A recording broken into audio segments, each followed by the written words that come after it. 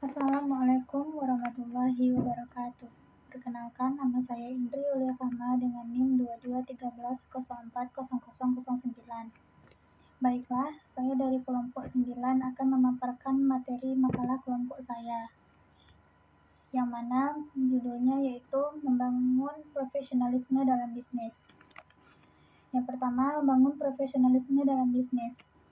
Pengertian profesional adalah orang yang memiliki profesi atau pekerjaan yang dilakukan dengan memiliki kemampuan yang tinggi atau berpegang teguh kepada nilai moral yang mengarahkan serta mendasari perbuatan. Atau dapat juga didefinisikan profesional adalah orang yang hidup dengan cara mempraktikkan suatu keterampilan atau keahlian tertentu yang terlibat dalam suatu keterampilan atau keahlian menurut keahliannya. Ada 4 etos kerja menurut Islam yang apabila diterapkan maka akan menghasilkan kinerja yang baik, yaitu kerja adalah ibadah, kerja adalah rahmat, kerja adalah amanah, kerja adalah kehormatan. Oleh sebab itu, dasar-dasar nilai Islam tentang kerja keras, rajin, disiplin, jujur, optimis, kreatif, inovatif, serta berorientasi ke masa depan yang lebih baik akan senantiasa mewarnai sikap seorang muslim. Yang pertama yaitu amanah. Amanah merupakan nilai sentral yang terkandung dalam membangun profesionalisme bisnis. Amanah mengandung beberapa pengertian. Yang pertama, amanah mengandung arti iman. Dan karena itu, amanah adalah sikap orang percaya kepada Tuhan, kebenaran dan nilai-nilai yang baik, seperti kejujuran, kebenaran, ketaatan, dan sebagainya. Yang kedua, amanah juga mengandung arti dapat dipercaya, sehingga seseorang yang memegang amanah adalah orang yang dapat dipercaya. Dalam pandangan Islam, profesionalisme tidak dapat dipisahkan dari amanah, sebab inilah yang akan selalu membingkai profesionalitas pekerjaan kita, agar tetap berada di jalur yang benar. Penerapan amanah dalam bisnis. Yang pertama yaitu menjaga kepercayaan konsumen. Yang kedua, pengelolaan keuangan yang transparan. Yang ketiga, memenuhi janji dan komitmen. Yang keempat, keadilan dalam hubungan kerja. Selanjutnya yaitu yang kedua, etos kerja. Etos kerja adalah sikap yang muncul atas kehendak dan kesadaran sendiri yang didasari oleh sistem orientasi nilai budaya terhadap kerja.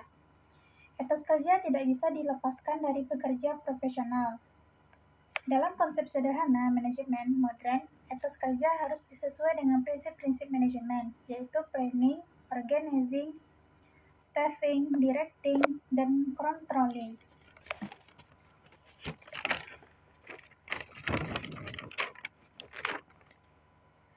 Yang ketiga yaitu menguasai manajemen.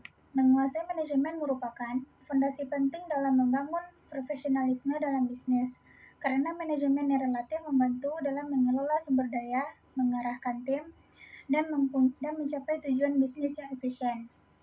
Dengan manajemen yang baik dapat meningkatkan produktivitas, menjaga hubungan kerja yang harmonis, dan mengembangkan diri secara profesional.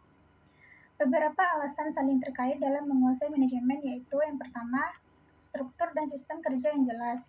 Yang kedua, pengembangan kompetensi dan keahlian karyawan. Yang ketiga, budaya kerja yang mendukung profesionalisme. Yang keempat, kepemimpinan yang profesional dan visioner. Yang kelima, efisiensi operasional dan produktivitas. Yang kedua yaitu pengaplikasian membangun profesionalisme dalam bisnis Islam. Pengklasifikasian profesionalisme dalam bisnis syariah harus sesuai dengan prinsip-prinsip etika bisnis Islam yang berasal dari Al-Quran dan Hadis, yang telah dipraktekkan oleh Rasulullah saat melakukan perniagaan dalam menjalankan bisnisnya. Etika bisnis menurut Qardawi yang sesuai dengan bisnis syariah adalah sebagai berikut. Yang pertama, bidang etika dalam produksi. Yang kedua, bidang etika dalam konsumsi. Yang ketiga, bidang etika dalam distribusi. Prinsip etika bisnis menurut Qardawi adalah salah satu prinsip yang menjadi rujukan bagi pelaku bisnis dalam menjalankan usahanya. Secara umum, prinsip etika bisnis dapat dilihat dari kesatuan sifat, yaitu akidah, sidik, watanah, amanah, dan tabligh. Etika bisnis Islam bertujuan agar setiap kegiatan bisnis yang dijalankan sesuai dengan syariat Islam untuk keselamatan dunia dan akhirat.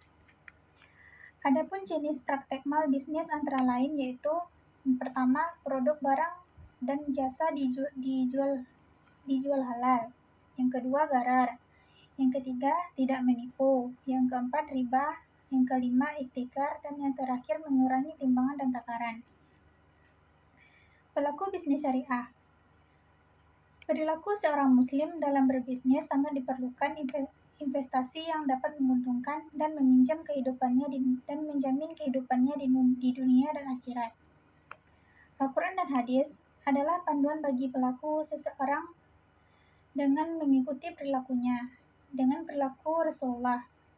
Perilaku bisnis seorang wirausaha muslim dapat dilihat dari ketakwaannya, sikap amanah yang dia miliki, kebaikannya, cara melayani pembeli dan pelanggannya dengan ramah, serta semua kegiatan bisnisnya hanya dilakukan untuk ibadah semata. Yang pertama yaitu takwa. Insan tertakwa yang sesuai dengan Al-Quran dan akan selalu menghindari larangan-larangan Allah, dan dia akan menjalankan semua yang diperintahkan Allah Ta'ala menuju jalan yang benar dan diridhoinya.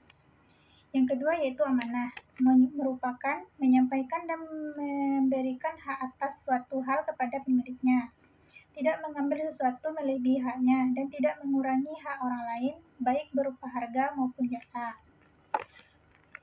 Yang ketiga yaitu rendah hati. Wirausahawan muslim hendaknya memiliki akhlak yang baik berupa perilaku yang sederhana, rendah hati, lemah lembut, dan santun yang disebut dengan juga aksid.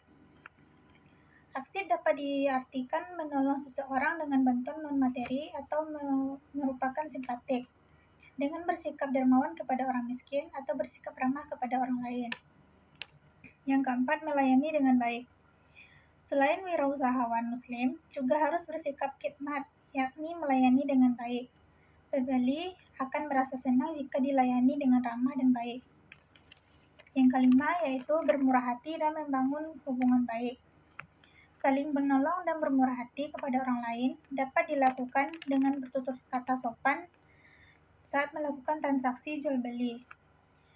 Pelayanan yang diberikan oleh seorang penjual haruslah baik dan ramah agar pelanggan merasa senang dan ingin menjadi pelanggan tetap. Dalam berbisnis harus menanamkan sifat Rasulullah, yaitu mengamalkan sifat. Yang pertama yaitu akidah, sidik, patanah, amanah, dan tabligh. Di antara etika tersebut adalah yang pertama, meneladani para rasul dalam mencari harta yang halal.